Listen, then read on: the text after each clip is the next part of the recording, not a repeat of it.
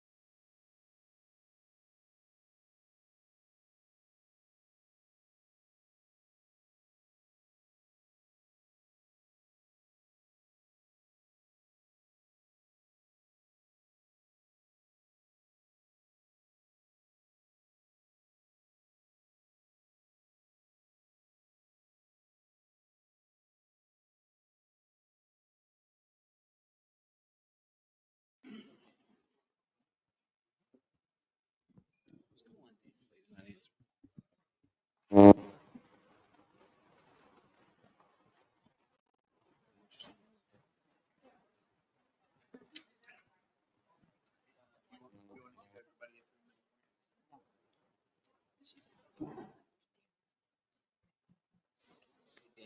do you want me to give a warning or we're good? Like not a 3-minute heads up or we're good? Yeah, we just, I see Ray said the same thing. I should have my finance meeting. There's a national shortage, so we're trying to.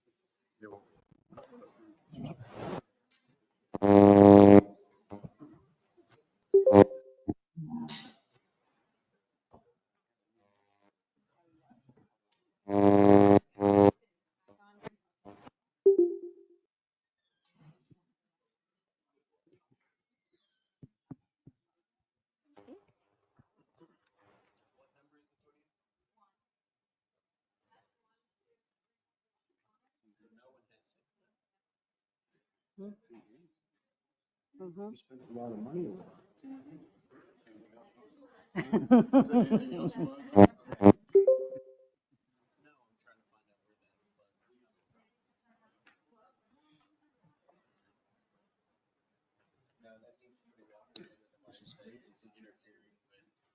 Hmm?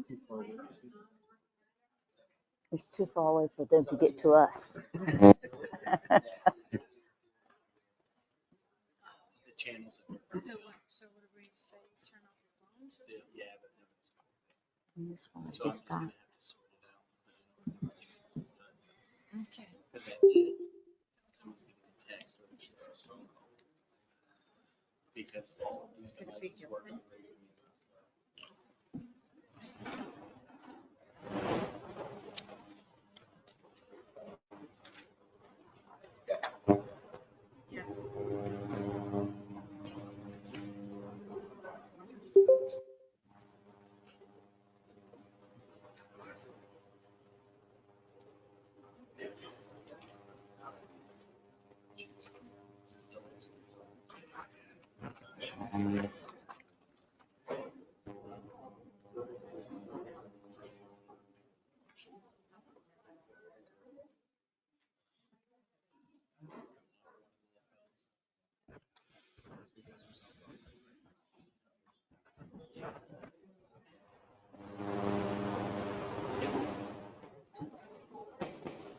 Call the meeting order.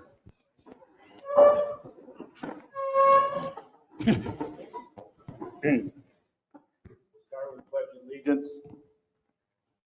Pledge allegiance to the flag of the United States of America and to the republic for which it stands, one nation, under God, indivisible, with liberty and justice for all.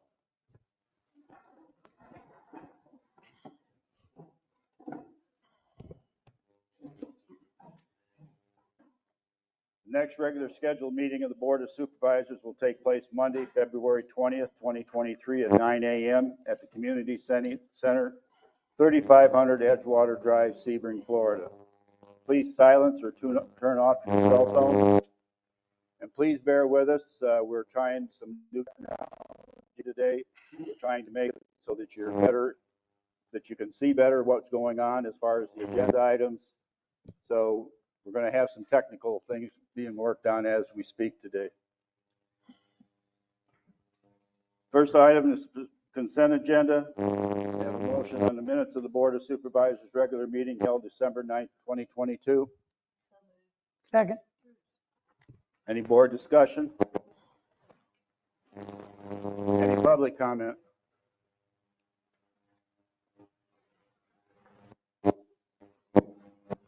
Call the vote.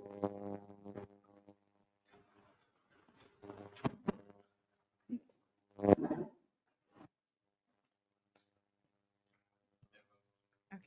Supervisor Phillips? Yes. Supervisor Gilpin? Yes. Supervisor Brooks, Yes. Supervisor Hurley, Yes. President Herrick. Motion for the minutes of the Board of Supervisors regular meeting held January 9, 2023. Is that a motion? Motion. Second. Any board discussion? Any public discussion? Call for a vote? Supervisor Gilpin, Yes. Supervisor Brooks, Yes. Supervisor Hurley, Yes.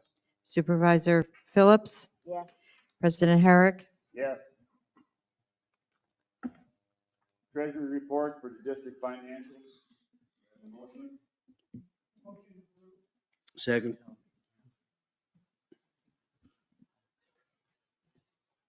Any board comment?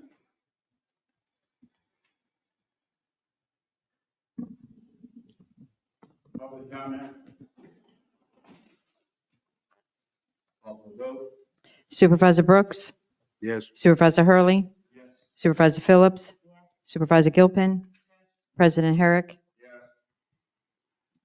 Next, we have a special guest, Dr. Chen would like to address.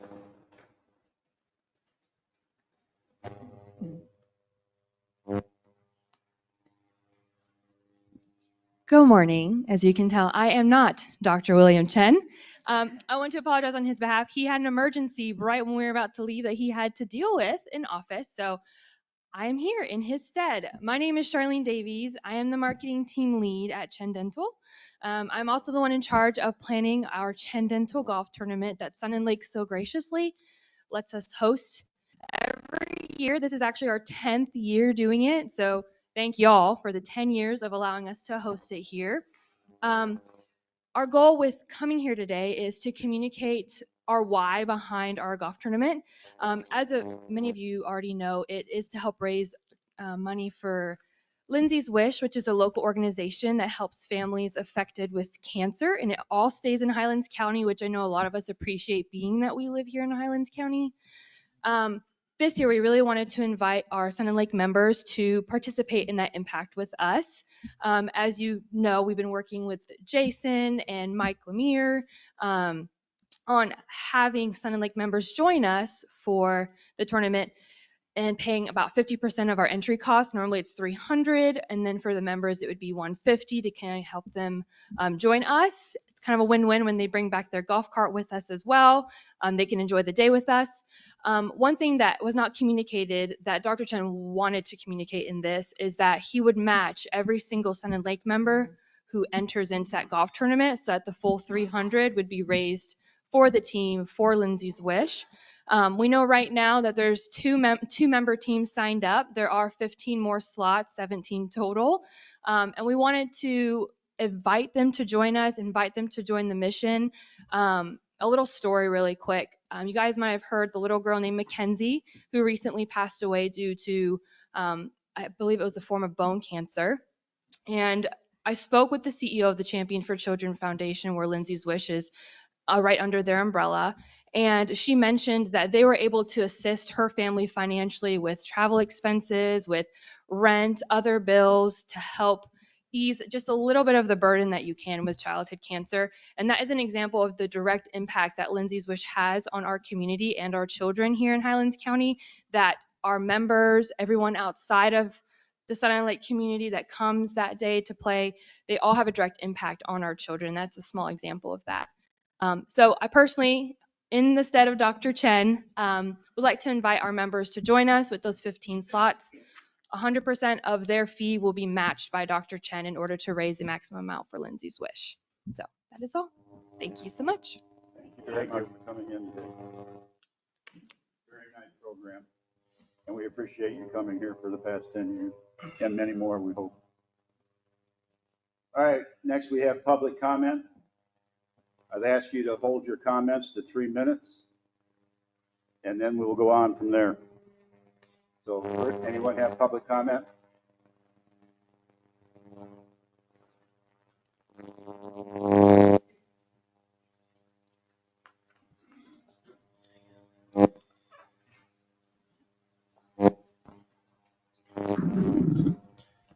My name's, hello?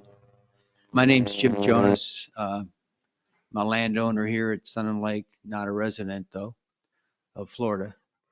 I see on the agenda, there's no item about dealing with the landowner situation, the vote and so forth. The paper made it sound like that was going to be on the agenda today.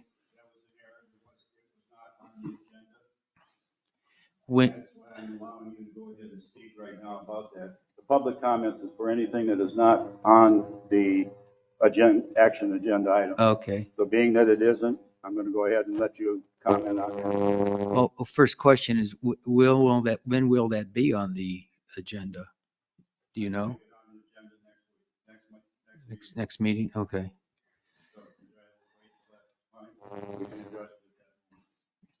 I think I just soon wait till then. So I think some of these people here were for that reason and just wanted to clear that up.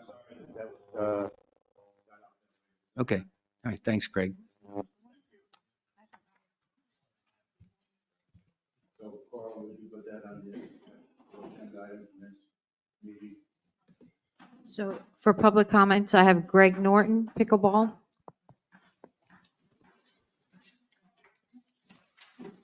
Good morning. I'm Greg Norton, live on Matanzas. I want to thank the board for allocating the funds for the pickleball court restriping. Thank you. And I want to publicly acknowledge Dan, Cindy, Cheyenne, and Sunday for all the work to get it done.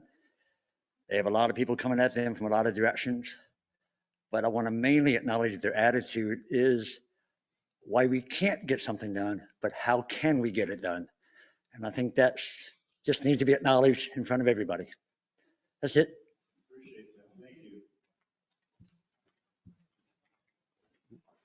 Amy Strike.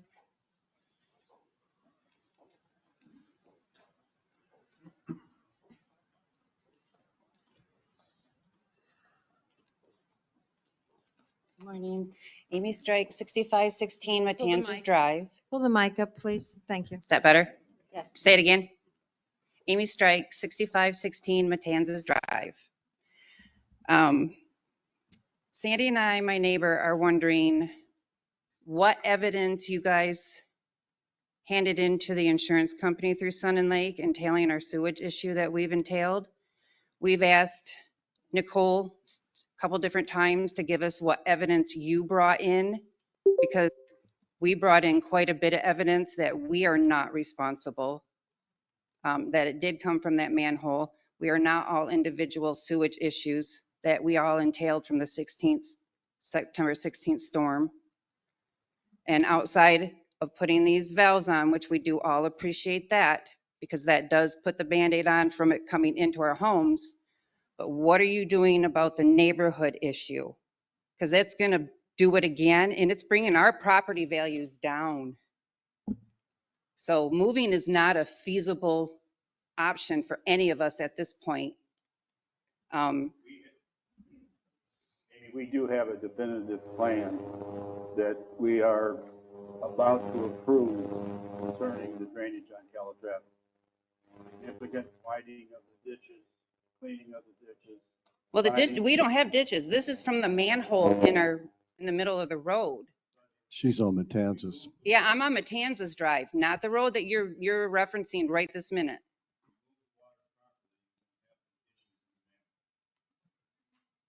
Okay, because we were told that the manhole was already full before that storm came through, and that it's only 2.5 feet deep. We have everybody from Aledo down to half of Matanzas.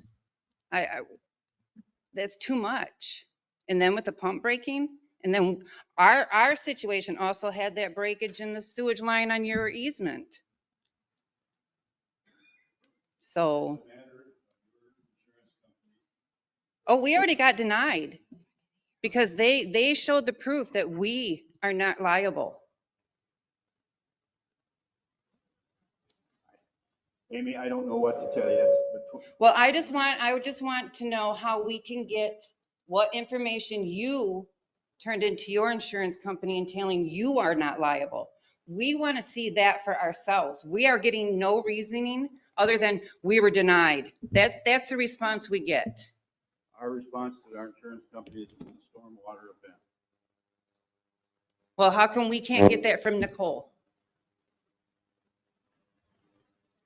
Can you look into it, Well, Dan, We'll please? find out why she hasn't.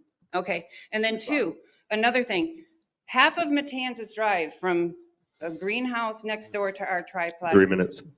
Okay. Go ahead, Amy, a little bit. To Cortez. Most of those houses look like crap. We don't like going down that way. And I got the response when I called about what the ordinance was entailing them. Well, we can't ticket them because they're renters. Oh, bologna sausage, ticket each property owner. We'll look into that then. If we've got some code enforcement issues from your area, Down. that would be west? North. North. We'll look into it. Bob?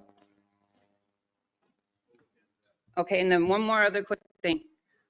Other than attaching fees for the fitness center and the pool for all of us, why doesn't pickleball and everything else entailing the building that our assessments just help pay to maintain, why is there's no yearly fees? Every recreation park, including the dog park, needs to have yearly fees, just like these two, because as you know, the pool's always down, always breaking. We will look into that also, but it's an amenity that we were trying to provide to our residents, and Then why are that has these been not brought part up- of the That's amenities? been brought up several times, and we can look into it again. Well, a lot of people think that that's the only logical, fair thing to do to help take the pressure off of our assessments to cover other places. Thank you.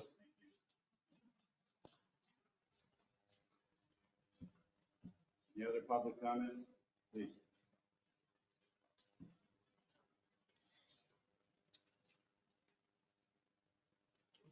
Morning.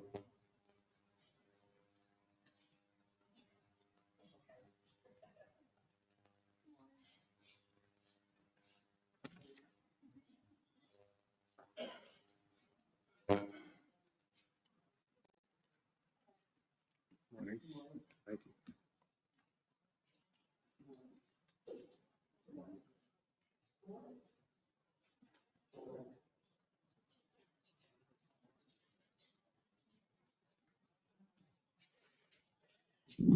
Good morning. I'm Laura Wendell. I live at 5554 Matanzas. And I have a proposal here. For the sake of everyone out there, I'd like to read it. It's kind of what our friend just said about the pool issue, but it's a little bit more intense than that as far as helping with the situation, I hope. Proposal for winter pool hours. We would like to propose that the pool open at 11 a.m. instead of 10 a.m. during the winter months. I have down November through March, but this could be, of course, made, the board could decide, I'm not here, so I'm a snowbird, what the winter months would entail as far as temperatures go. The reason behind this proposal is that the water aerobics and water yoga classes have been canceled numerous times because of cooler weather.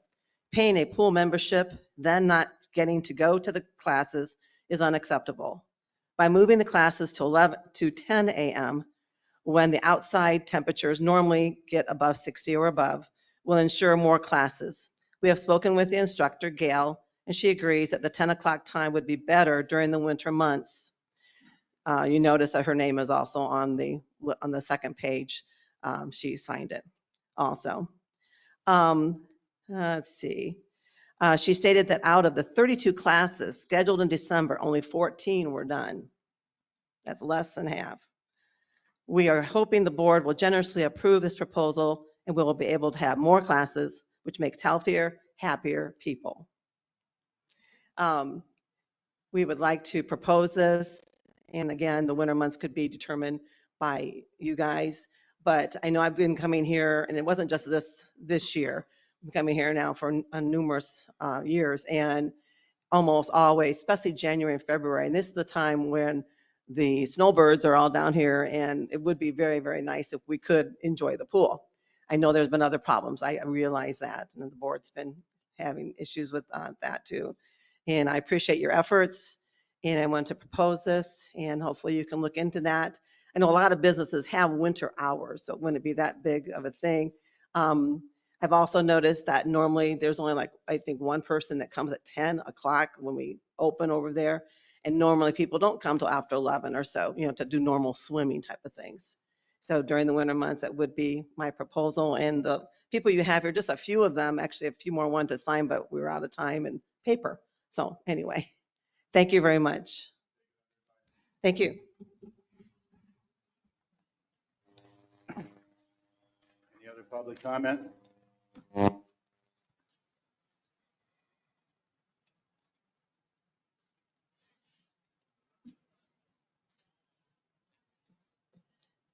Good morning. My name is Sandy Quarles, and I live on Pebble Beach Drive.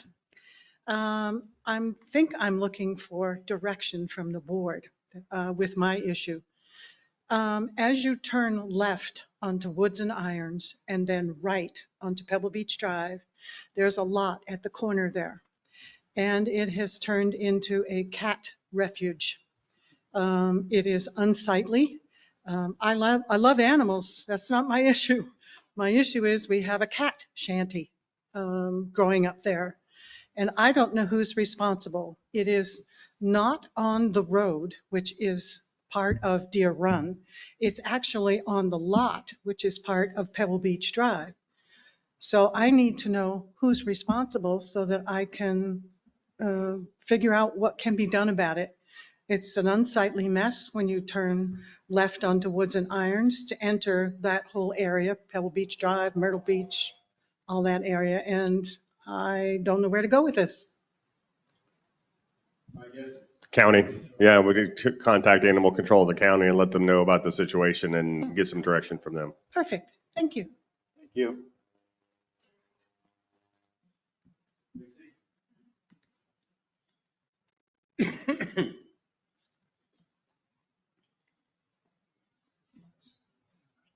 Good morning. I'm Dixie Smith, 6501 Matanzas Drive. I want to thank you folks for addressing the issue. They came last week. They didn't have the part, but on my way here this morning, I passed them. And I assume they dug a hole. I had the backup, in case you people don't know, I had the backup into my house of sewage. And I heard Amy, who lives down the street from me this morning. I'm hoping my son-in-law does this kind of work. And he came and he saw and he said, what you're doing is appropriate. And he's put in hundreds of those. So I'm thinking that's going to take care of my backup. But I think, like he said, there's a root cause of why this happened. And I heard you earlier that you're addressing this, but I do want to thank, and especially Ben. He's been to my house several times. All of you have listened to me, and I appreciate that very much. Thank you kindly.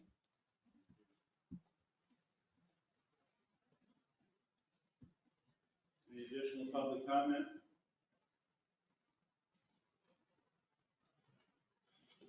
Next, message from our Commissioner Scott Kira.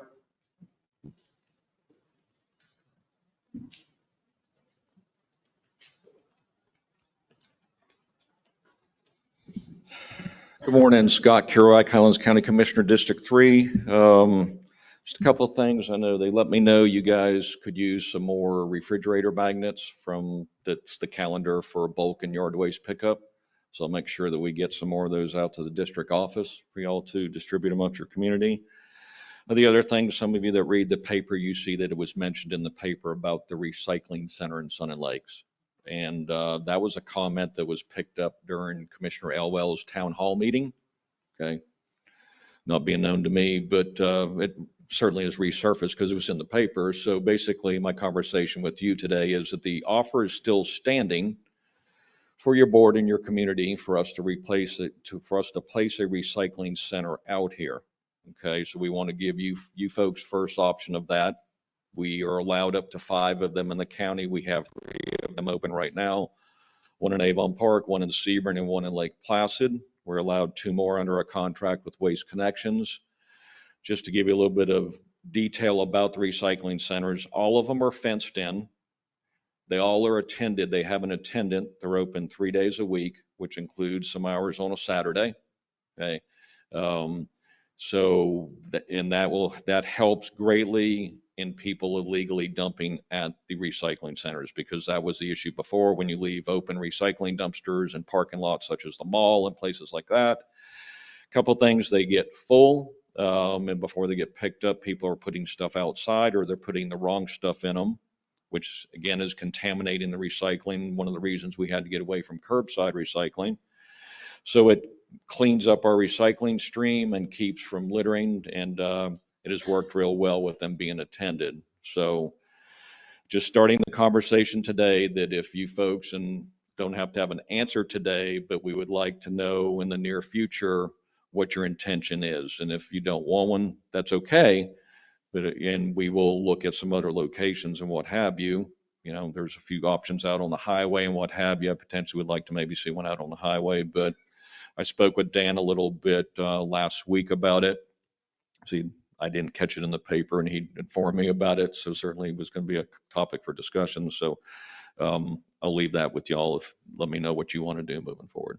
The 3 open sites that you have, what are you experiencing on after hours? None.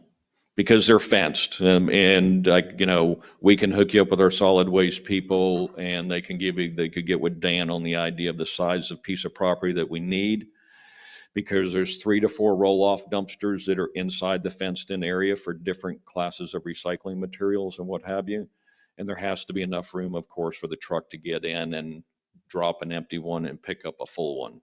But one of the negotiations in the contract when we discontinued the curbside recycling with Waste Connections was the ability to open up 5 centers in the county to accept recycling for those people that, to be honest with you, just want to do it right and want to bring, and it opens up some other stuff. Before, we were not recycling glass curbside. We're recycling glass now at the recycling centers. So there's some other stuff that we can use that we were not able to use, because we're able to keep it sorted for most cases at the recycling centers than it all being mixed together. So leave that with y'all, and certainly if you could let me know probably within the next 30 days or so if you have an intention of moving forward with that. If you don't, then certainly it's not an issue either.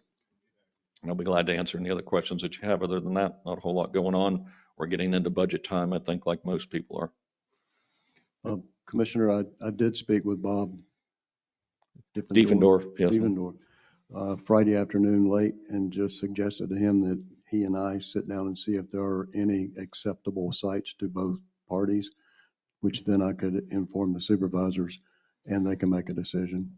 Yeah, that would be great. Like I said, just want to know that the option you folks have first choice out here as far as, I would say, the 4th location, because we have 3 right now. And if you'd like to have it here, we certainly would be willing to construct it. We pay all the expenses to put in the site. If we have to bring in shell rock or what have you to stabilize the ground, to get the trucks and the roll-off dumpsters in and out, we pay for that. We pay for the fencing, and Waste Connections provides the labor to man the facilities. It would be set hours every week.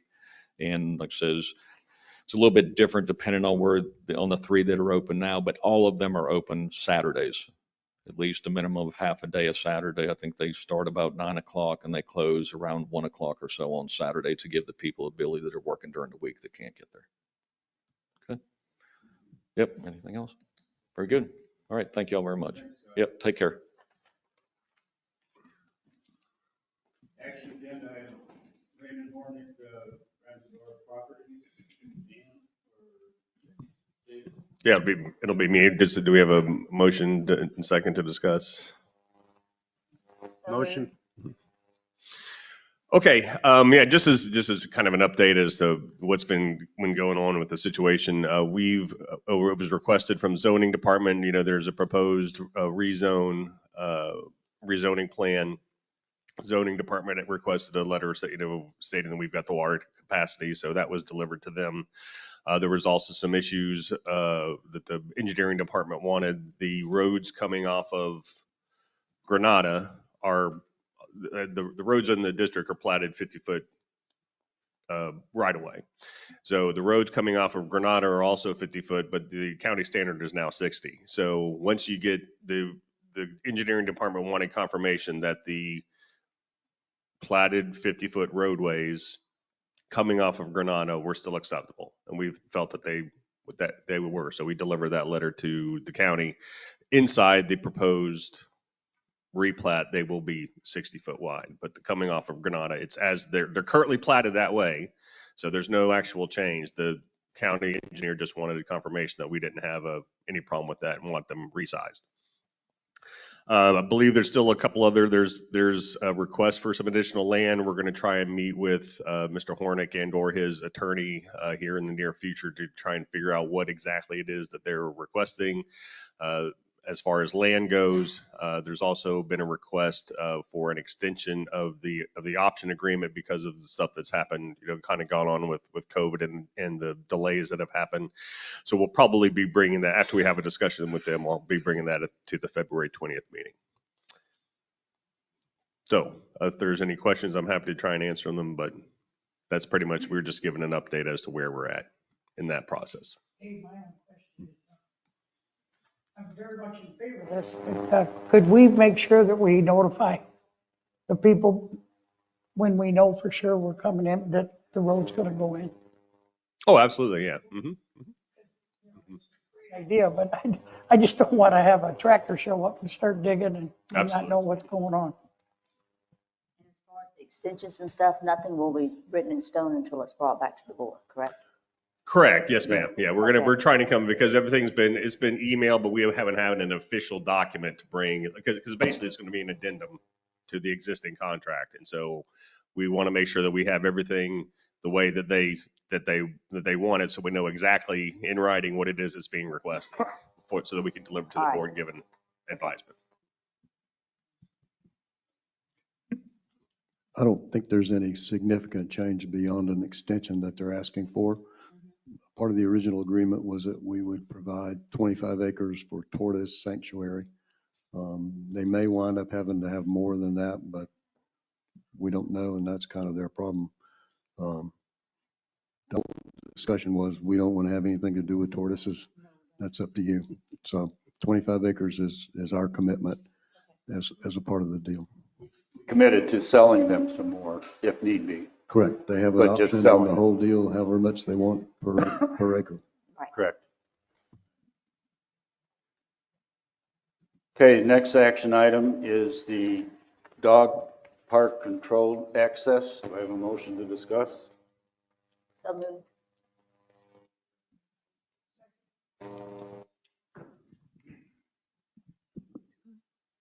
Any board discussion?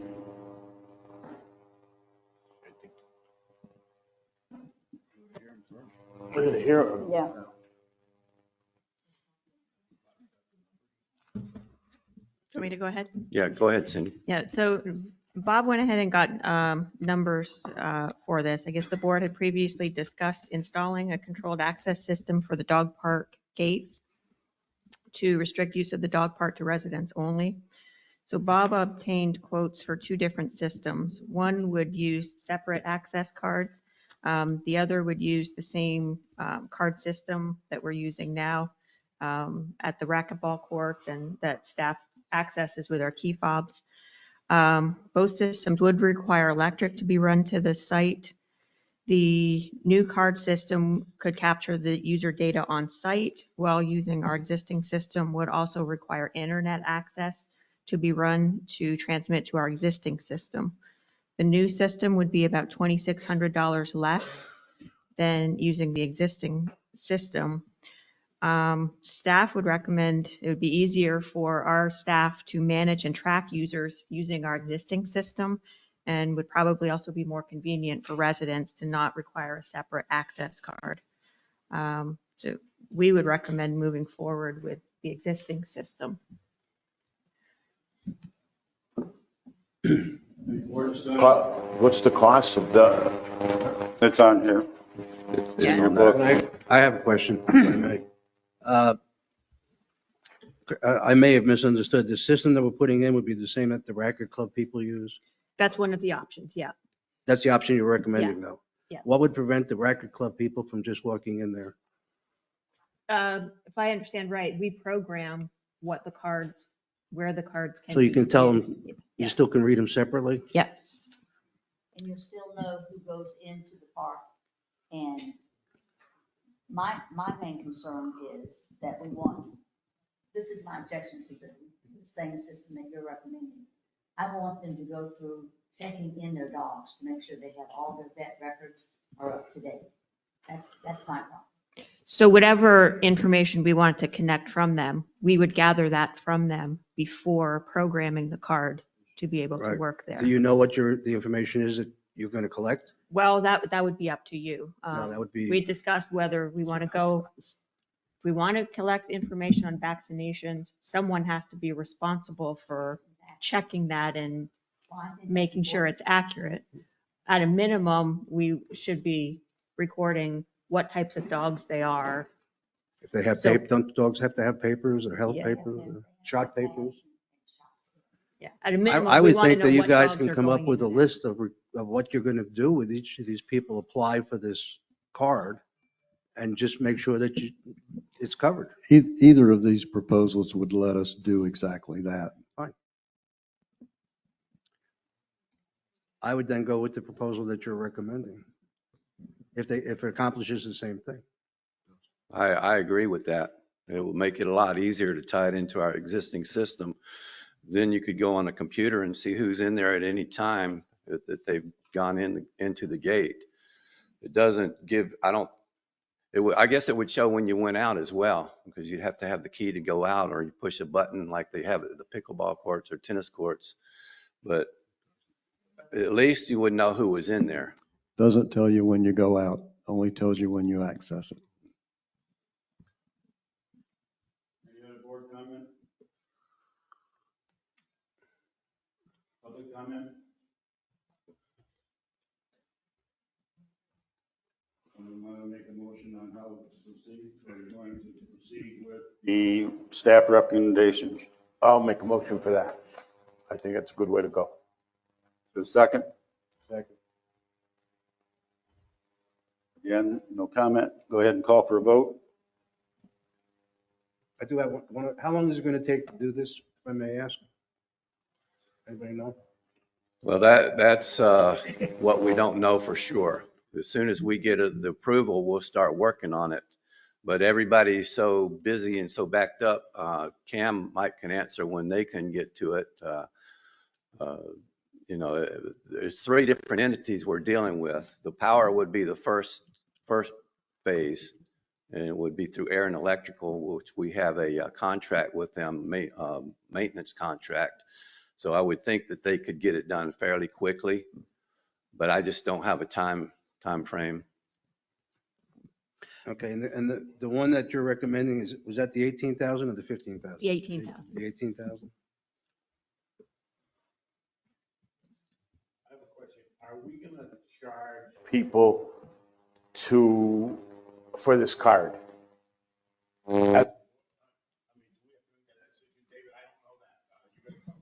Yeah, that'll be something we'd have to discuss in the future, because if we, like say, with any changes for fees for amenities, we have to publish them. So, but we have some time. Do you know when we usually publish the amenity list? Will that be a board conversation? I mean, the budget conversation? Budget conversation, yeah. Okay. Typically, anytime with the recreation rates, that kind of all goes out at the same time, so around budget time. When we do budgets, we can discuss it then. Yeah, so I mean, I'd be surprised if this was going to happen faster than 90 days. So we'll probably be able to we'll have a few meetings, I would assume, in between. If it gets approved today, we can start putting together, looking at what the actual costs are going to be and Well, I guess we're approving whether we want to spend 18.5. correct, Yes, yeah. correct. Mhm. Or 15, I'm sorry, or 15.8. Yeah, the motion is for the 18 one. Yeah. Motion. And that's the motion for the 18. Right. Right. And was there a second? No. Okay. Can we, I second it. Can we, She said. can we work it into the budget, or we need to do something? No, I said we can work it. We can work it into the budget. Yeah. We're going to spend 18,000 we didn't plan on spending. Are we okay with covering it? That's probably a Dane question. Huh? I don't know. I mean, you tell us. We'd have to do an amendment for that 18. Or 15, excuse me. Well, whichever one, 18, I guess. We can bring that back. Okay.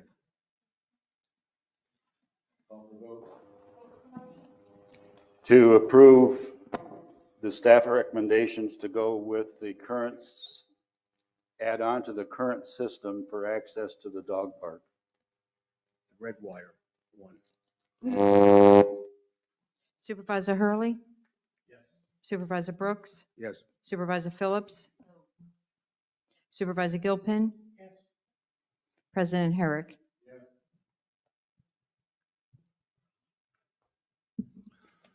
I have a question. I'm a little bit, I guess, confused if we were going to we would talked about putting a picnic table in that pad. There was a parking spot on the one side. Now that pad is inside the gate, inside the fence. Are we still going ahead with putting a picnic table there like there is on the other side? I'm so glad you did that. I've been, as all of you know, I have a dog and we're at the park a lot. I do not like the picnic table inside the park because people sit there and have a wonderful time and do not watch their dogs. And that is an issue. So if we put the picnic table outside the park, they could still sit if they wanted to, but it doesn't belong inside the park so people can let their dogs run and not pay attention. I had asked for and got approved for a bench to go into the park. Yeah, we have several inside, yes. But I would like Food the in there, park. right? I don't think so, We're not no. supposed to have food in there, so why would we want a picnic table? So I agree with you, Beverly. I mean, we've spent 35,000 already on the dog park this year. I think that's enough. Okay, so no picnic table for right now anyway. And can you move the one that's in out? Sure? Thank you. Mhm. Yeah, we can do that. Is You that a can do consensus? Is that the consensus? Huh? Consensus. That's fine. Okay, got it. Thank you. Okay, add-on item is the KPL presentation on the hydrant study.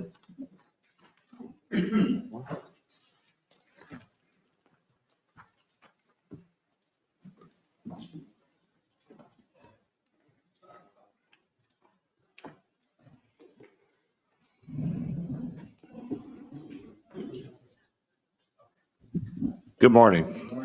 I'm Ken LeGros with KDO. This is Michael Dorman with KDO.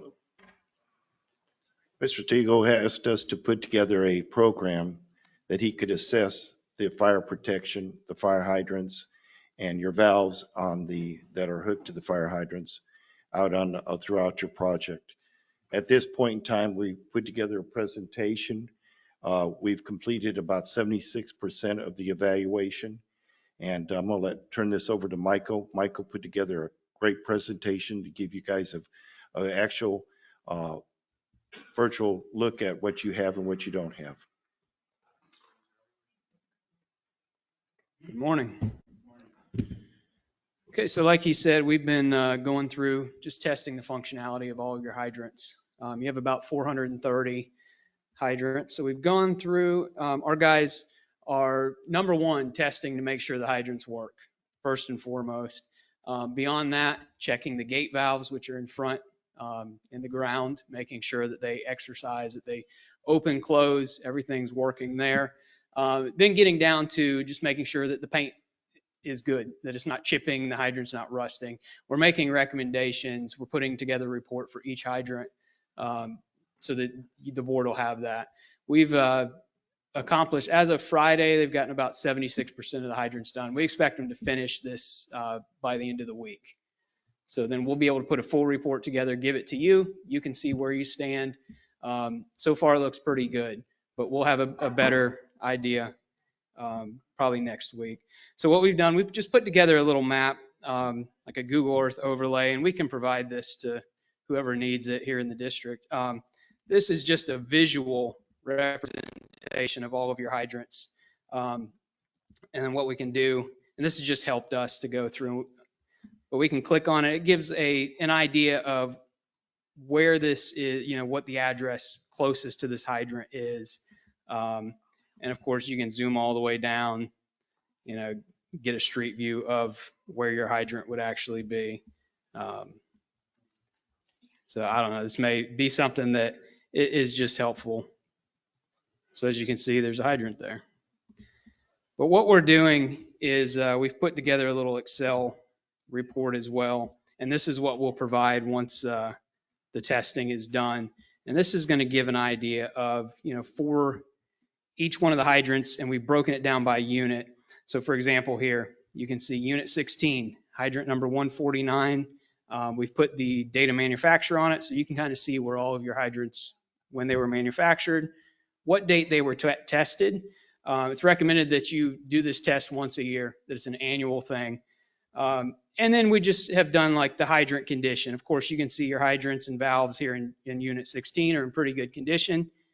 And then is there a concrete pad around the hydrant? So for the most part, you've got hydrant pads here. There's a couple that don't. And of course, that's going to be your decision if you want to get those concrete pads added. Several of them, we've left notes. So, this hydrant 166, for example, the paint's chipping. Just little notes. It's something that Sun and Lakes will have. You can make your decisions on where you want to go beyond that. But I won't get into all the details of this. This is still kind of report in progress. Like I said, by the end of next week, we should be finished with this, and then we can turn it over to you, let you make your decisions on where you want to go with it. We have run into several that don't work. What we're going to do is go back to those, verify that, and then we'll provide that to you. And those will obviously be priorities. We haven't run into very many, though. Like I said, these guys have done, I think 327 was our last count, and there may be a very small handful. So you're for the most part, you're in good shape for what we see. The process that we're using is we're exercising the valves, not only on the fire hydrant, we're opening and closing to make sure that the valve is working. But the valve coming to the fire hydrant, we're exercising that. We're cleaning the valve boxes so that whoever needs to work on your hydrants in the future can get access to the valves. So we're doing all that as we're assessing these hydrants. You have a very small percentage. We anticipate anytime we go into a community, you're running 10% or higher, especially when your fire hydrants are 50 years, 40, 50 years old of a problem. You are way, way below that. Your whole system out here is in much better shape than we anticipated. So we're very positive reporting on that. But when we get done, whatever needs to be addressed will be in writing. You'll be able to take these reports and put together a program and allow so much money every year to continue to update your system and correct whatever problems that may develop. We're assessing if it's a 2-year or 3-year program. In 2 years, you may want to address this particular hydrant with this particular problem. So it'll give you guys a great tool that you can use. When we get done, you will have the report. We're also going to turn the report over to Post and Engineering, so they're updated with everything that we've done, and you guys will have everything you need to accomplish what you're looking for. Any questions? Yeah, just confirm for me. You said we should do these things an inspection on each of the hydrants once a year. Is that your recommendation? Our recommendation is, and the recommendation with manufacturers, you exercise the hydrant and the valves at least once a year minimum. Okay, thank you. I should also add that any of them that they find that are not operational, we will have them fix immediately. Secondly, we're having our people go to the ones that they have already inspected, pour a 2x2 pad around the valve so that we don't get mowers running over them or whatever happens. That's going to take a while because there's 400 and some of them, but needs to be done, should have already been done. So we're working on it. Anything else? Thank you. Yes, sir.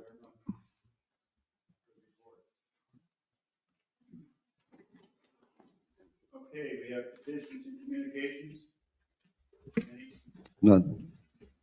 Staff reports. Golf. Mayor.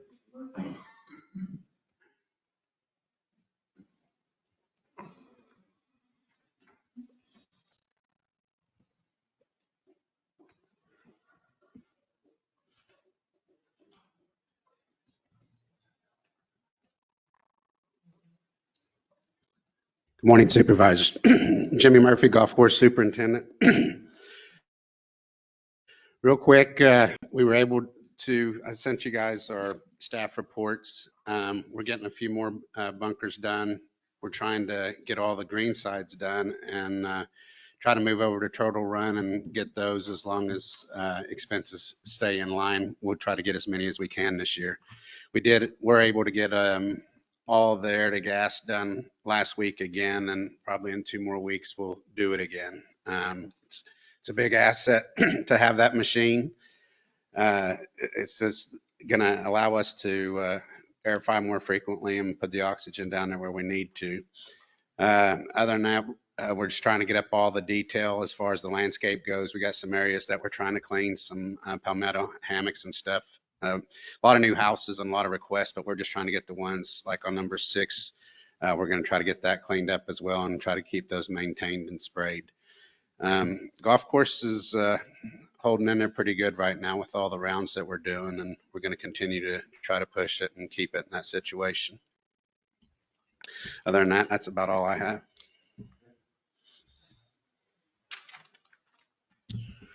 Good morning, Supervisor Mike Lemire, Golf Course General Manager.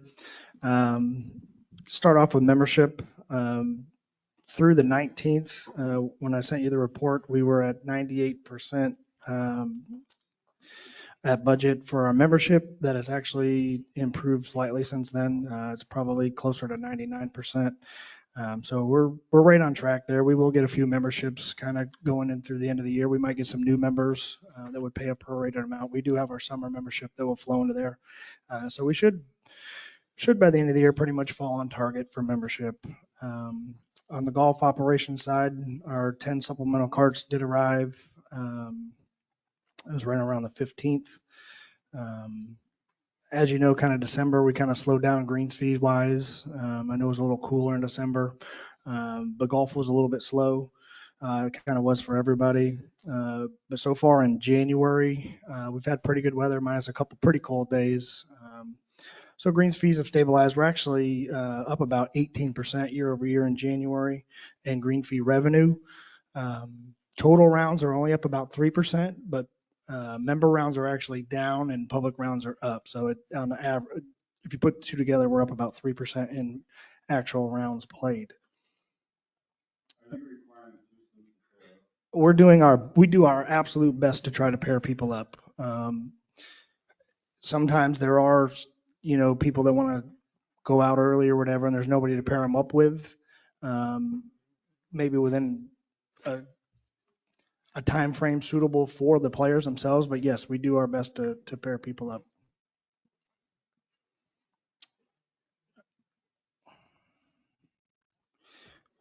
So this year, I'm sure you've noticed in my reports that I send you guys every week, but our pro shop sales are down year over year, and I'm not sure if it's from inflation and people have less spending money or whatever, but we're trying to run some promotions to try to promote that. We did have a demo day last weekend, did go pretty well.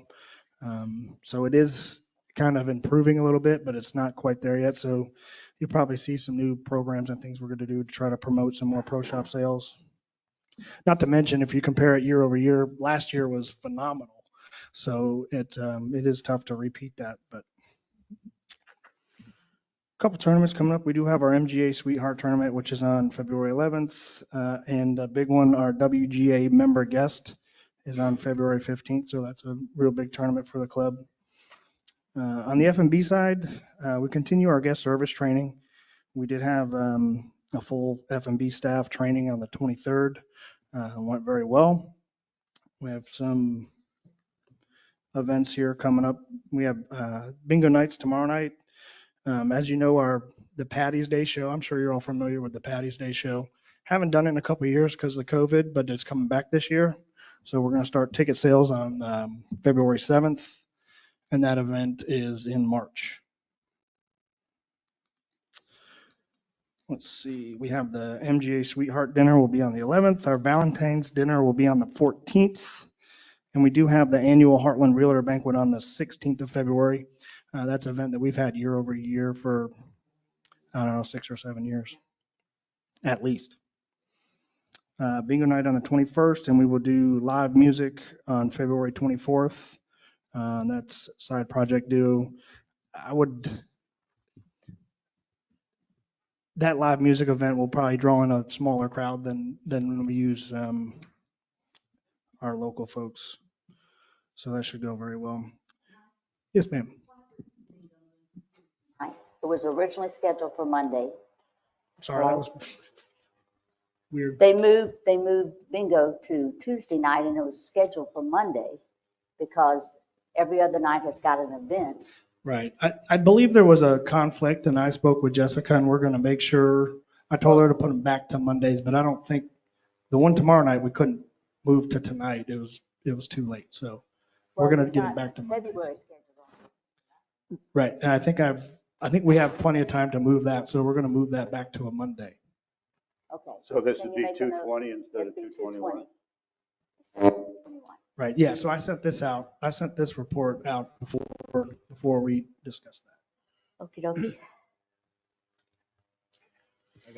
Mike, I got a couple things for you. One, this email that you sent out about the specials, or Monday to the weekly specials by night, Yeah. I thought that was wonderful. My question is, did it go just to the membership, or who did it go to? So we send those out to our member email list and our public email list. I think this would be wonderful if we could send it out to the other people who live in the district. I mean, I thought it was very well done. It's the first time I've seen something like it. But if it just went to the membership, it's kind of, It also, I mean, it goes to our public list too, but I can, I'll get with, I don't know. Yes. We'll see if we can get those forwarded to any email list of the district has. yeah, I thought it was, Correct, yeah. Yeah, I can, yeah, I mean, I thought it was very well done. The other thing I got is, are we going ahead with the Best of Highlands banquet? yes, the board was all in generally accepting of that.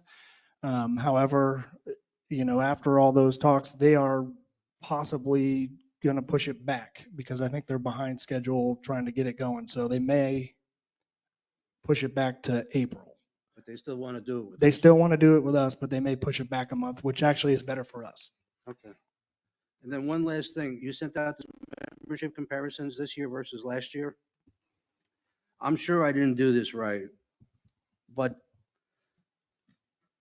if you take family memberships as 2 and only 2, and you compare this year versus last year, we are down somewhere in the area of 170 memberships, people. So what you got to be careful with is you got to remember last year we had the international membership, so comparing last year to this year, it makes it a little difficult to follow because if you count, the international membership was a monthly membership. So one membership would have, if they played 6 months, that one membership would count, that number would say 6 instead of 1. Or if they played 5, you follow me? Because the quantity on that report for international membership is every month. So that makes it a little difficult to compare. So what does your gut say? Are we down in membership? And people who are members, or are we not? I say we're fairly flat, maybe up a couple. Okay. I would say I mean, I was flat just in comparing general. numbers and it was Right. off like quite a bit. And I looked at it too, and it's just that's what skews it a little bit is because we don't offer that membership type anymore. With some type of an incentive to get more people into the golf membership. With as many people as we have gained here in the community, haven't seen anywhere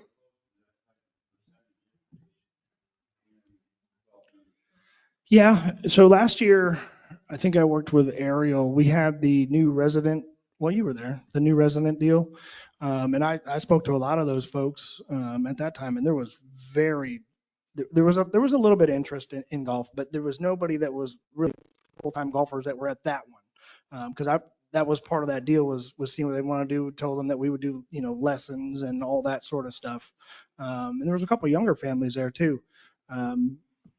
So there's definitely an opportunity. Yeah, there's definitely an opportunity there. Um, so we had a couple of deals that we did in the past, and it actually worked out very well. So we did the free membership program was the first one, and that was before I was here. Um, and that worked very well, but it was a little confusing because it really wasn't. I mean, they still had to pay a trail fee, so some people didn't really like that idea. So we actually went to the 50% off your first year, which was very good. Um, we grew our membership over that period of time, and we actually retained more of those folks than we originally expected. We could go back to that program. Um, I mean, absolutely, absolutely it was. Absolutely. I would do something similar to that if we were going to do that. Um, on that list, I think if you did the math, we got to be somewhere in the range of 500 members, people that are eligible to play golf every day. It's got to be right in that range. Yeah, about 540. That's something that maybe in our strategic planning, we should have that discussion. What is the number we want to have? Is it 500, 600, 700? What's the number? It does change how we should operate. Yeah, it it's a discussion to have for sure. Because it will change the model of how we operate.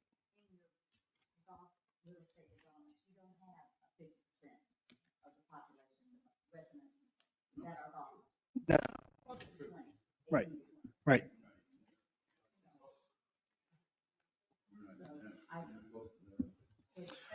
That are members, but it's probably closer to that number who play golf. Because there's plenty of non-member residents that play.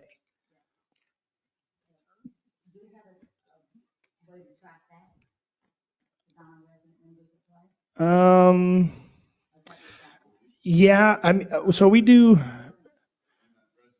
I could tell you how many resident rounds we do because they pay a greens fee and they have their own green fee category, but that would spit out a number of rounds. It wouldn't spit out number of people. Yeah, it is a measurement. Yeah.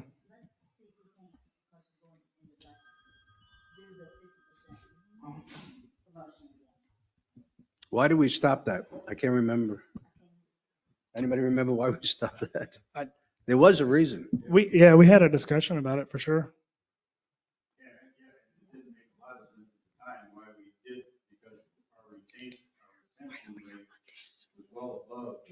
Projection, yeah. Right. And I think we planned for 25.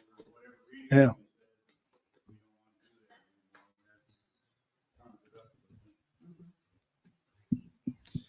All right, resident rounds per year.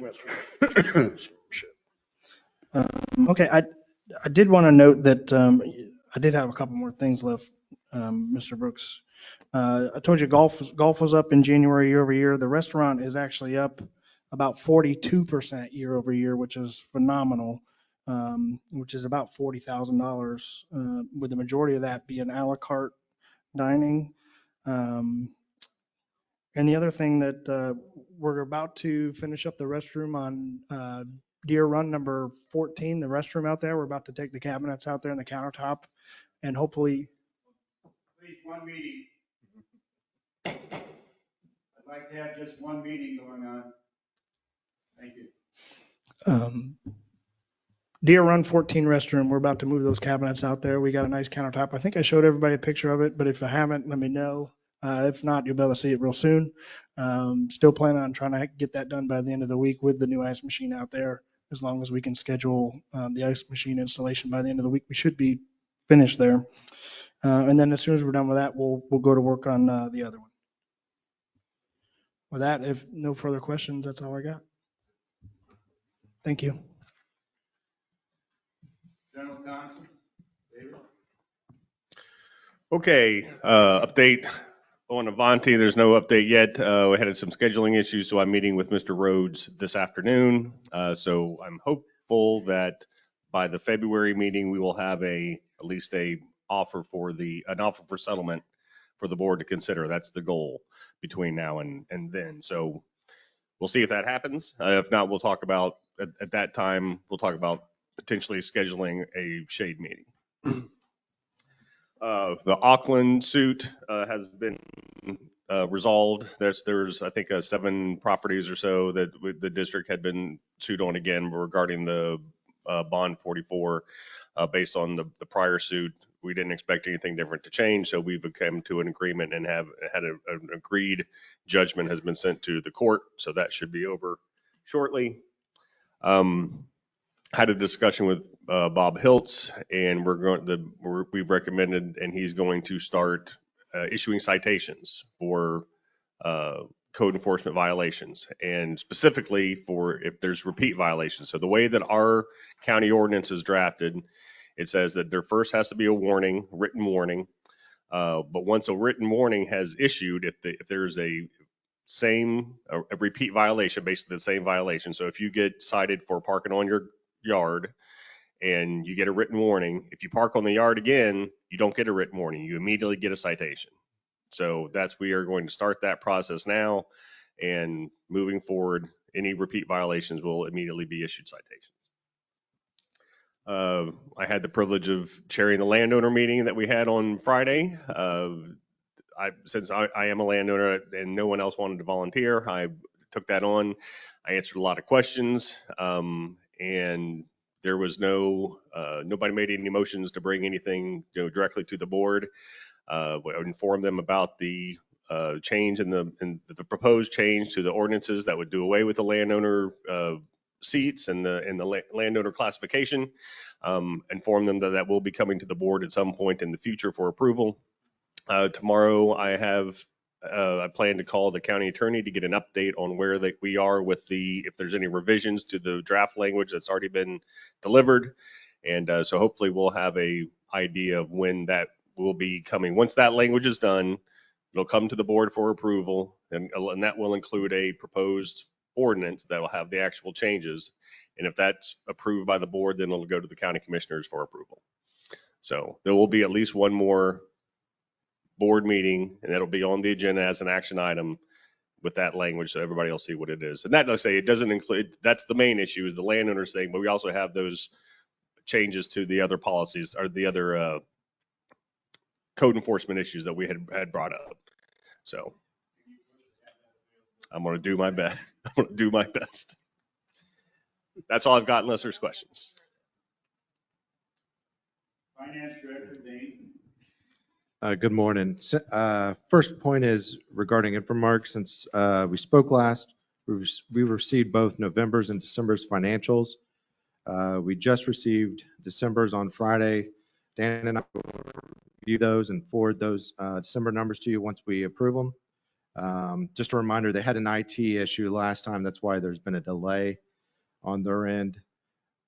So we hope to see those coming in sooner than they had been. Next point is assessments. As of today, we've collected approximately 2.8 million or 55% of this year's assessments. Next, 55%. Next item is ARPA.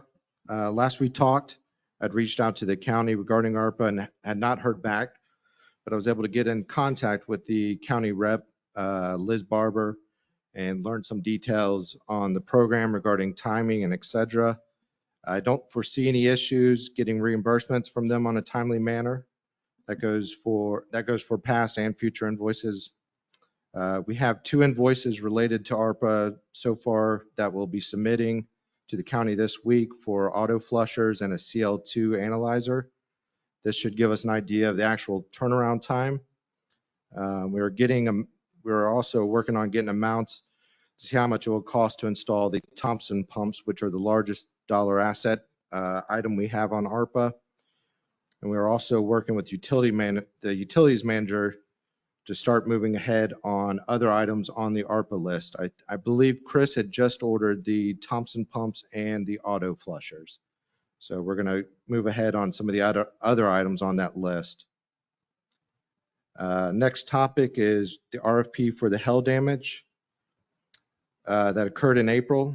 We had our mandatory bid conference on January 23rd, and we have our bid due date February 10th. So I'll give you guys an update on the status of the project as we get closer to that date. Also wanted to put something kind of related, very closely related to what KDL had pulled up. I spoke about it last time. We're putting together databases on a number of different things that need maintenance on a regular basis, such as the fire hydrants, manholes, ditches. We hope to have that database put together by the end of February. That will help both utilities and road have a structure to maintain everything on a timely basis. And we can track that maintenance program as well. Correct. Next topic is FEMA. Sunday is working closely with our federal rep to make sure we're still on track to get everything they need. I spoke with our rep and he's very pleased what she is supplying him with. We asked about timeframes on getting reimbursements, and he could not give us a time frame, even after a couple different tries to get an answer from him. What they're really focused on is getting the data in accurate, complete the first go round, because the next step, it gets approved by the federal government. And then that money, if it's all complete, it goes, the money is sent and they approve, the money is sent to the state and then they divvy it out to us. So that's the main focus. We also, regarding that, have an inspection team coming out tomorrow to look at wastewater treatment plant unit 4. There was some damage to a carport and some railing. So they're going to have an inspection team come and look at that, see if that's something they can cover. And that is all I have. Could you provide for 2022 the number of clearing permits that were issued and how many building permits were issued in 2022? I have that.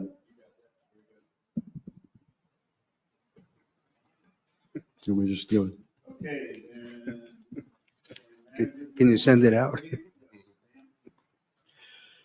Well, just start out with permits then. 2021, we had 99 building permits and 39 land clearing driveway permits.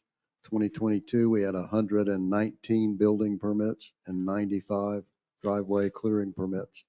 So far in 23, this is through the end of January, we had 11 building permits and 3. That's pretty good.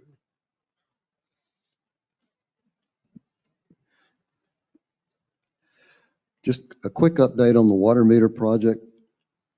I sent each of you Friday, I think it was, a scorecard that we basically completed. We had 4 different responders to our request for proposals.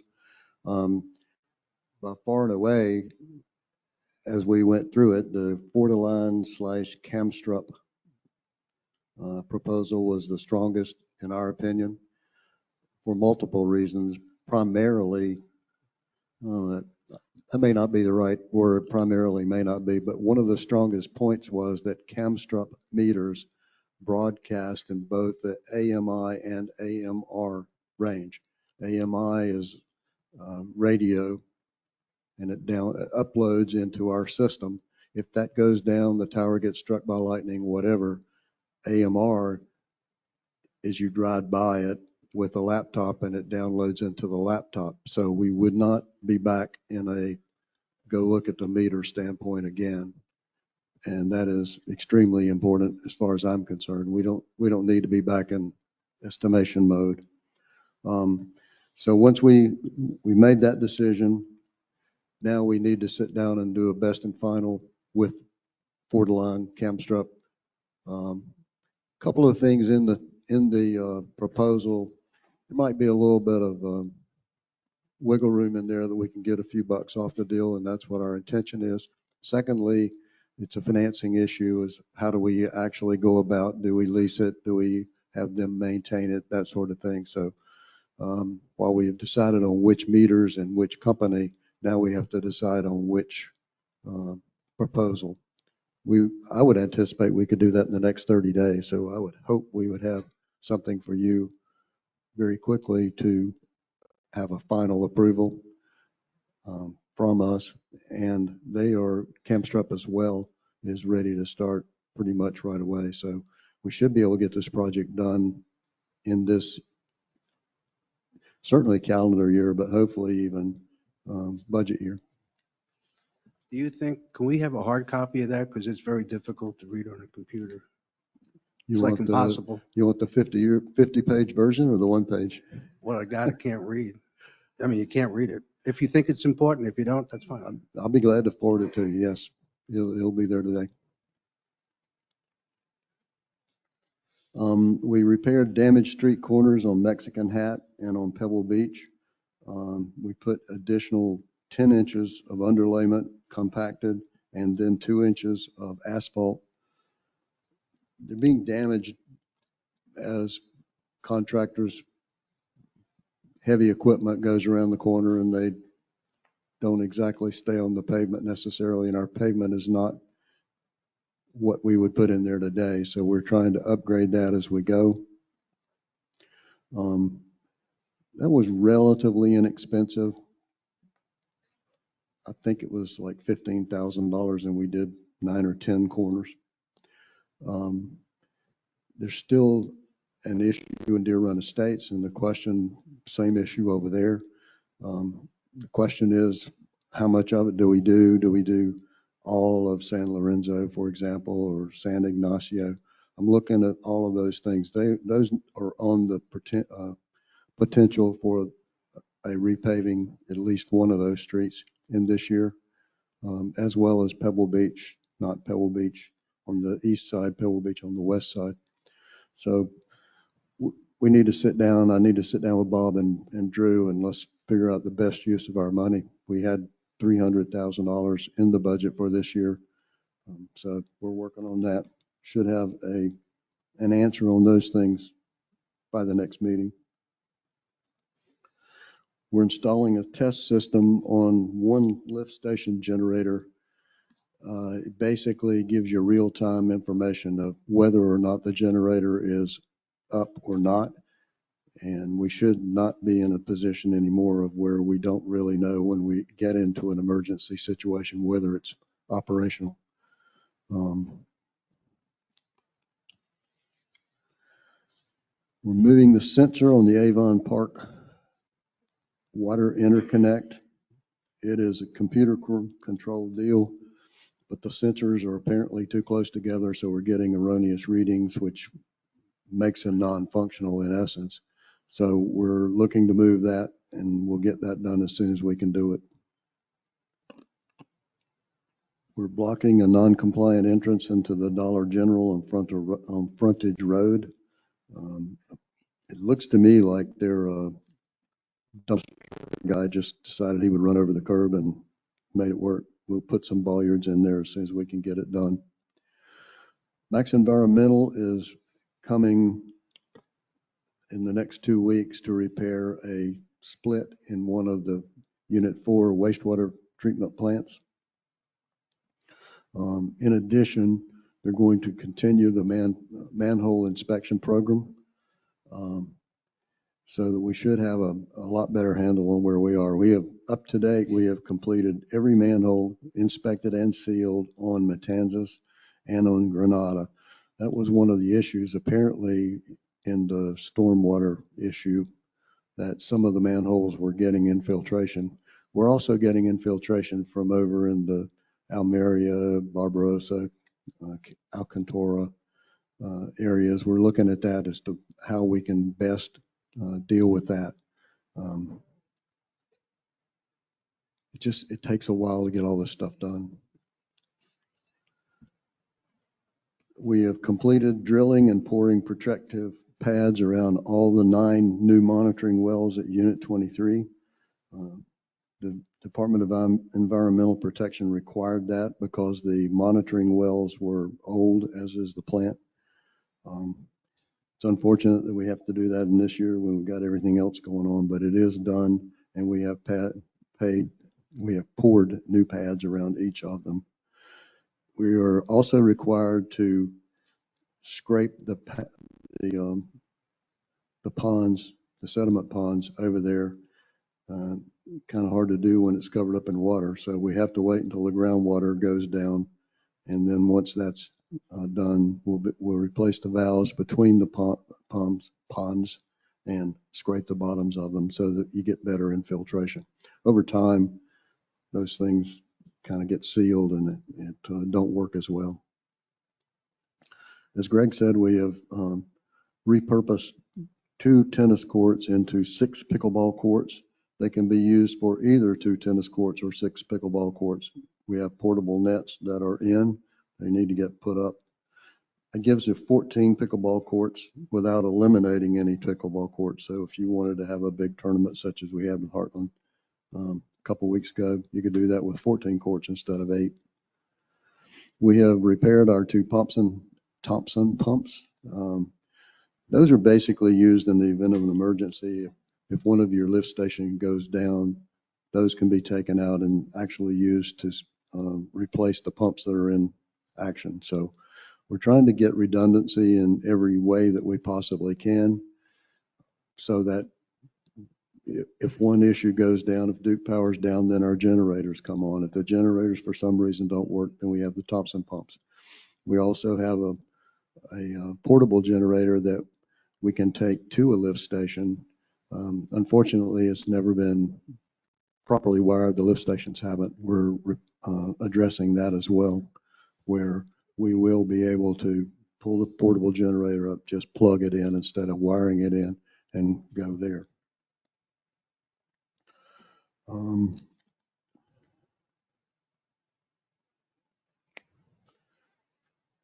I think that, basketball court. At this point in time, I think the basketball court is kind of in limbo. There's no real reason to address the basketball court unless we start to have problems with it again. We haven't had any in the last 6 weeks. I checked with security.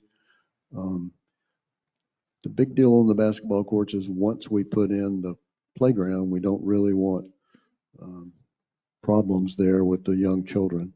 We are meeting this week to go through. We have finally gotten an answer from Rep Services as to what we need to do to address the muck issue and how deep we have to go and how big of pads we have to pour. So we need to meet with Drew this week and come up with final estimates on that. I believe he gave you a copy of the Calatrava plan. I had not seen it before this morning either, but I think it's exactly what we've been talking about, expanding the ditch behind Calatrava. I pushed Drew pretty hard to get that done in January, so I guess he made it. In addition, we need to do the dialysis center. We have to take care of that as well.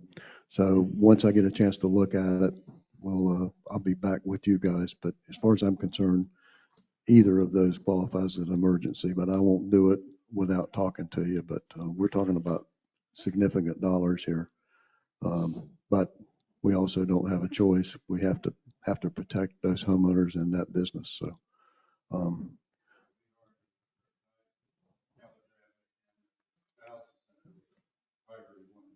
correct. Yes. So we are working on it. We'll get it done as quickly as we can.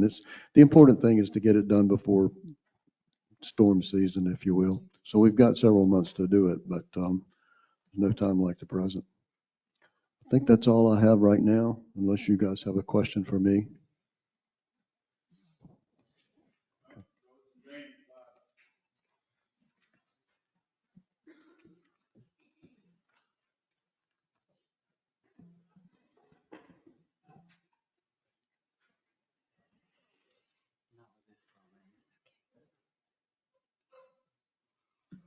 Good morning. I'm Bob Brumfield, Roads and Drainage Supervisor, and Drew Jones is here with me as well.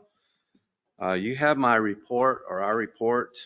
Just have a couple of additions for that. We've ordered a couple more speed bumps, one for San Ignacio, which we hadn't planned on that one, but we're getting that one done. We have 2 new doggy stations in the dog park, that one in each Sally Port, the new gates. Dan mentioned we're putting bollards in over by the Dollar General. We're also going to put smaller ones around the district backflow prevention devices. The one out here has been dented, and just to help keep people from running into those, we're going to put some little, maybe 3-inch posts around each one with concrete in them. Hopefully we can get the ones on Dollar General done this week. We regraded the swell somewhat on Aledo and Matanzas. We were having an issue there with the water pooling and not flowing. It was a high spot in it. We couldn't get over to the other culvert in the middle of Aledo. So we redid that. We'll be getting sod in to resod it, and we'll dress it up nicely. Oh, also, Dan mentioned the Calatrava. I'm so sorry we got that to you so late, but if you have any questions about that, we can go over that as well. Yeah. Yeah, okay. Well, that's all I have, unless you have some questions. I should note that Bob's people are putting in the 2x2 pads around the valves on the hydrants. You would normally think that would be part of utility, but we're short people in utility. So Bob's got a temp that's may wind up being permanent before it's over with. That's going to be a long-term project. You got to do 430 of those. It's going to take a while. Yeah, that's a couple-day process for each one, because the concrete has to cure before we can take the form off of it. And we can just reuse the forms. We made, I think 10 of them we got made up, and we just put them down, put the concrete, putting rebar in it to make it a little bit stronger. And then after a day or two, the cooler weather made it cure slower. So now that we're having some warm weather, we might can pull them up after one day and just go on to the next set. Our temp is working on that, and so he should be able to, in a couple of days, to go out by himself, and we can take one of the 2 people that have been working on it and use them other ways.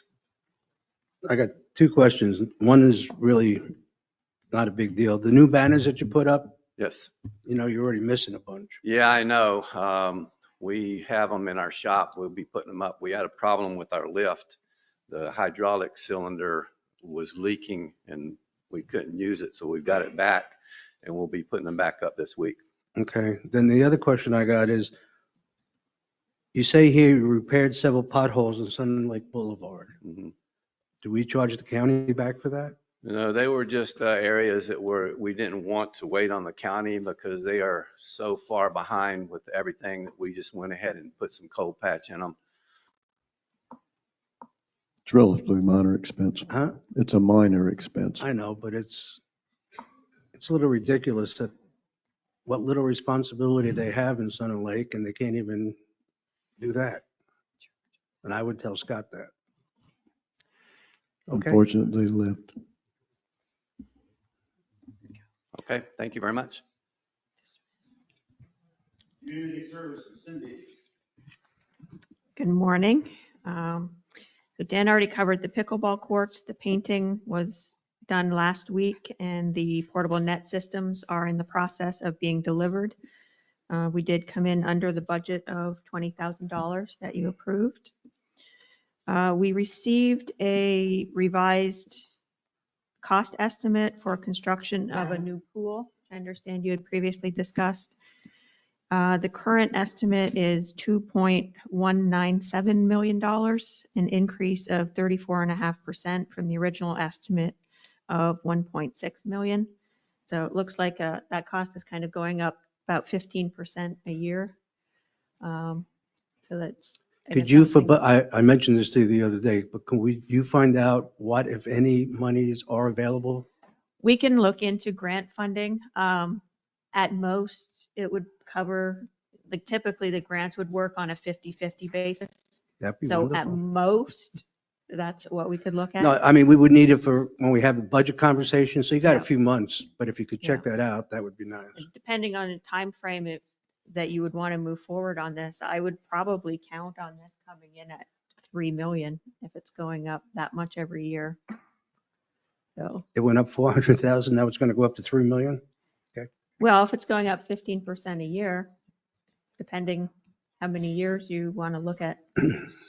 If you could just find out what the grant money is available, so we can finally decide at the next budget meeting, yay or nay. Yep, we can do that. We have begun looking at areas where we can install streetlights on existing power poles.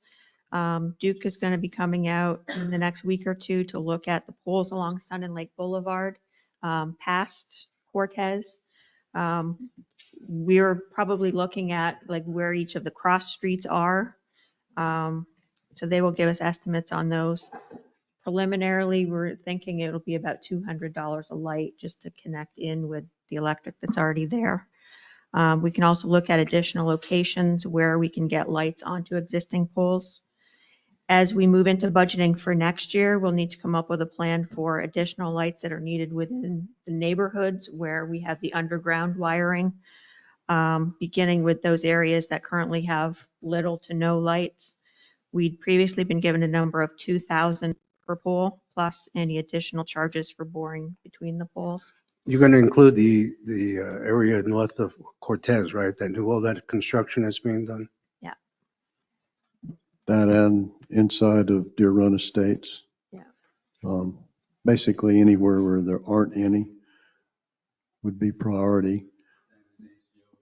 Exactly. Yes, all of those. Is there a way going forward that we could figure out a charge to somebody? I was to going to cover recommend these that for the expenses? Hornick properties to make sure they get this infrastructure in.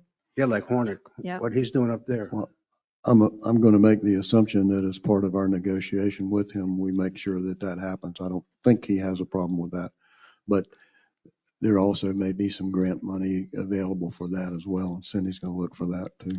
It'd be nice to have them help us out with that, whomever. Yep. We've been continuing to work on finalizing the inserts for the new resident packages. We should be able to get those out to the printer within the next week or two. A week or two ago, I attended the quarterly meeting of the county's local mitigation strategy group.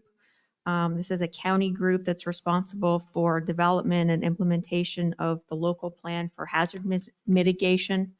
So basically, this is looking at actions and projects that reduce or eliminate harm to human lives, properties, and critical facilities from man-made or natural disasters. So it doesn't look like we've had much of a presence with this group in the past, but I think it's something we should be looking to move forward with as we're getting into talking about infrastructure projects.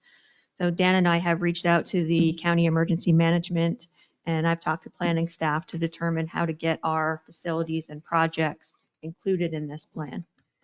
This can also help us with grant funding for these things to be recognized as needs at the county level, makes a stronger argument for us when we're applying for grant money.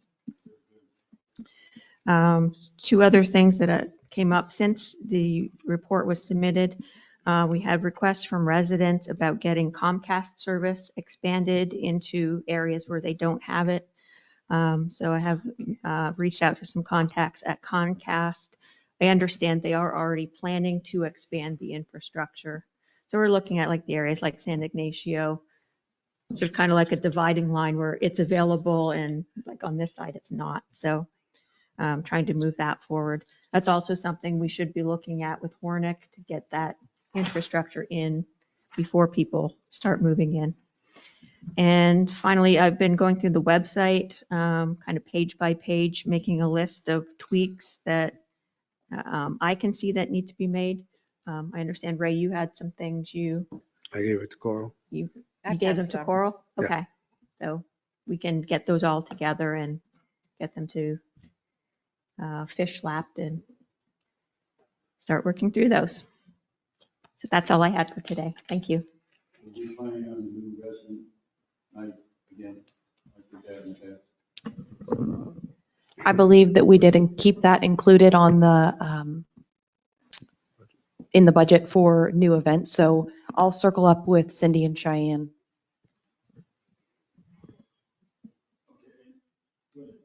Digress a little bit. David, I brought it up to Dan about many of these places are being built without irrigation. And I know what that's gonna look like on site.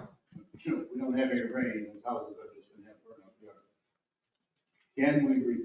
Can we require as part of the building permit that any building, anything that is built here would have an irrigation system? No, not in my opinion. The irrigation is not something that is in our maintenance assessment stuff. We could, I guess, we could address if the yard is dead. Like I think that we could say, because we tell people how they have to maintain their yard. It can't be, above a certain height. So I think we could also say, I mean, if the yard is dead, we could potentially get them to replace it, but we do not have the power to require irrigation be installed based on our current. Yeah. And that would be a code enforcement thing, which we don't have the power to do. I mean, I can look into it, but I don't think with the way that what we have the power to enforce, it would almost be like it's not a condition that flows with the land. There's not a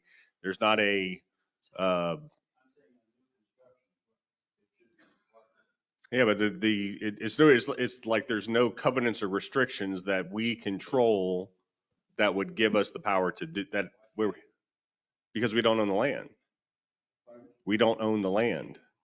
I mean, if there's any land that we own, we could put those restrictions on it and then when we sell it to a third party, it would go with it. But individually owned properties, we can't control. County has their controls, we have our controls, and irrigation is not one of the things that we control. You can't go back and retroactively change it. If we had done it up front, you could. Mm-hmm. Because we don't own the land. Mm-hmm. Mm-hmm. Mm-hmm. We make him, we said table and we said lighting and all that. We also make him what, irrigation? No, because he currently owns the land. Not anything that we still own, anything that the district still owns, but then that would potentially change that would be a change. We'd be changing the conditions of the contract that he's currently under.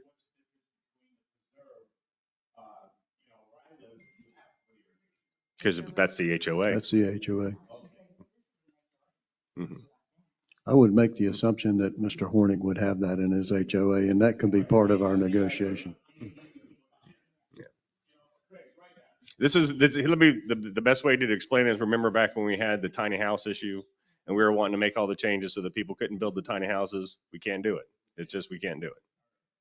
All right. Follow-up item. None. New business. None. Yeah, I got it. We were handed out a traffic survey on Mendoza. Was there a reason that we were handed that out, that we got this? Is there an intention to do something on Mendoza? Huh? Yeah, I thought we actually put that on the agenda, but I thought that we had put it in here. It's here. No? Right, but I was thinking that Bob had put it in his report, that they had put it in there. Right. Well, when I got Bob's report, it was it. I'll look at it and have it on the agenda for next time. Any other discussion? Have a motion to adjourn? Second.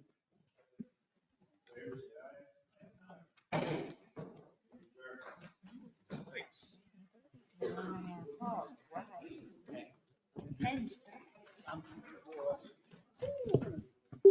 6:30. I'll check the thing again. Like I say, I think we could probably, get 3 yards ahead, we could probably force it, do something about it. Yeah, force it. No, you can. When he gave it to me. Nice to meet you. So Okay.